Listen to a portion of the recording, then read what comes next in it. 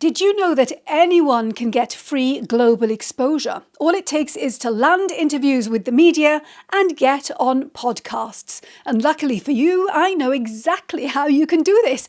I'm Nima, and for 12 years I presented a business and finance programme on BBC World.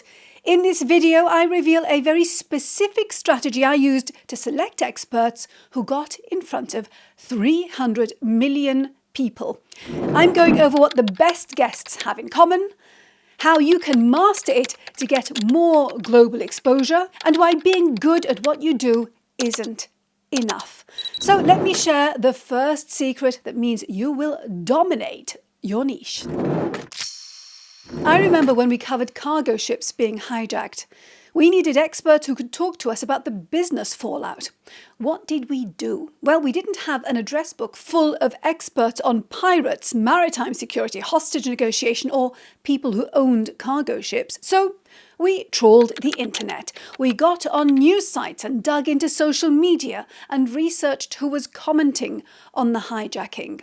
We looked for credible experts. Maybe they'd been interviewed before or had been speakers at conferences and events. I'd be looking for opinion, analysis, things that told me that the expert had something to say and was linking issues together, like costs going up, political tension, why the pirates did it. X was a great place to look because even if the expert wasn't on there, if they said something really interesting, someone would post it. The other thing we did was ask people we rated if they could recommend someone. So the number one secret to being found, not only for free global PR, but by anyone for all sorts of opportunities, is get your opinion and insight out there and be known for it. Now, this is great for experts who have established their authority and built a name for themselves. But what if you're new to this? How do you start building your reputation and getting noticed? Secret 2 will boost your visibility and credibility straight away. Expecting people to just discover you randomly won't get you anywhere. So here's what you should do instead. Get in touch with media outlets. Find out if they have a list of expert guests and get on it. Sign up to platforms that connect journalists with experts like you. Pitchrate.com is one of these. It doesn't cost you anything and it promises experts, entrepreneurs and small business owners free PR, media coverage and publicity. And by the way, I have no association with them. Check out #JournalRequest on X. It's where you'll find loads of journalists looking for guests to interview. And become a member of your professional association. You know, journalists do check these things out when they're looking for someone to interview for, say, a report or to take part in a panel discussion or a feature story. Not everything is breaking news. Make it clear on your social media profile that you are available for media comment. Something as simple as available for comment is great. And do the old-fashioned thing of paying your local media outlets a visit. The local newspaper, magazines, radio station. Meet the journalists.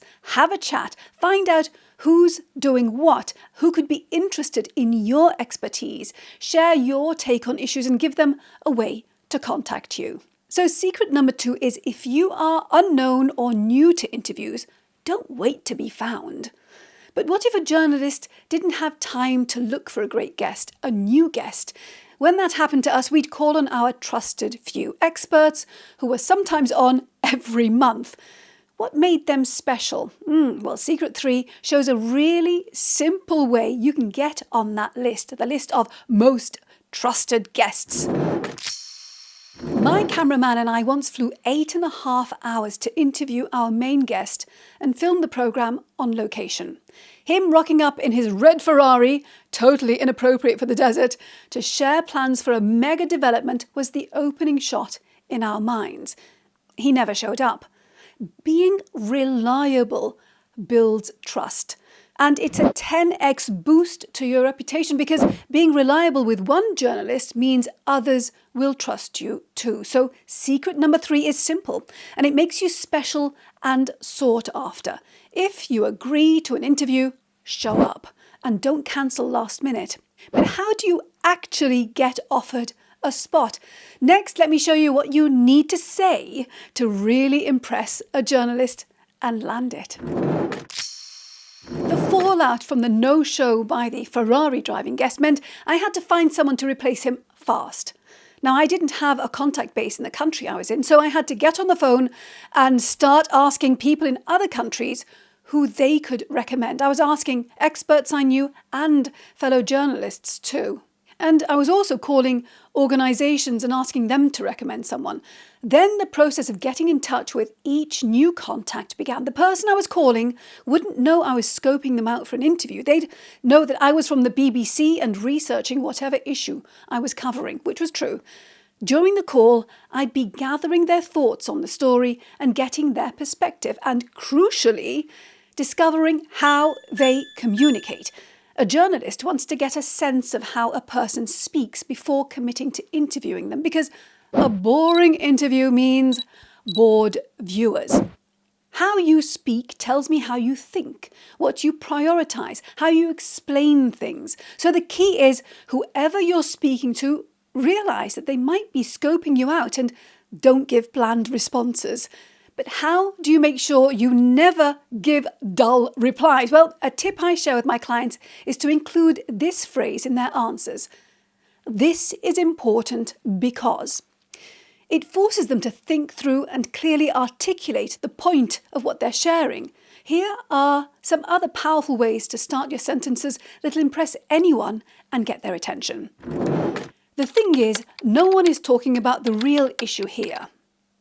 The problem that no one is talking about is the thing that most people don't realise is. So to capture a journalist's interest, connect the dots, show how things link, what they mean, and explain them clearly. Speak in a way that brings the issue to life. Weave your credibility and expertise and experience into your answers. This establishes you as someone who knows what they're talking about and is worth listening to. So secret number 4 is to land the interview, be great at communicating what you know in a bold, interesting way. Don't be boring. It means you'll be approached again and again and again. Priceless. But even if an expert got the call, they could still miss out if they didn't have one simple but very crucial thing in place. Let me show you what I mean with Secret 5 and how you can get exposure even if you're not the world's leading expert. How would you feel if, when the time came and a journalist needed an expert like you, they called you but booked someone else, which meant that you missed out on getting seen by millions of people? My programme had to be filled and filed and fed back by a no-wiggle deadline for broadcast. The mobile numbers of leading business people, ministers, top experts, these were my most valued possession, but they weren't always available, which meant that sometimes the person who got back to us first got the slot. So if you want to be offered millions of eyeballs, make sure you have a clear way of being contactable and respond as soon as you can. Or better, have a system in place so that when there's a story that you want to comment on, you can be reached. One way you can do this is by having a dedicated phone number for press inquiries. That phone stays with someone you trust if you can't answer it, and who'll get in touch with you if there's an urgent media opportunity. Not being able to get past someone's assistant would be frustrating for us and meant the expert missed out. So if you are building a brand or business that's not only about you, here's something else you can do. Have another person who can take the interview on your behalf if you can't. You know, companies that rely on just one person for press comment lose out if that person is on a flight, speaking on stage, or ill, not well, which means that the brand misses out on valuable visibility.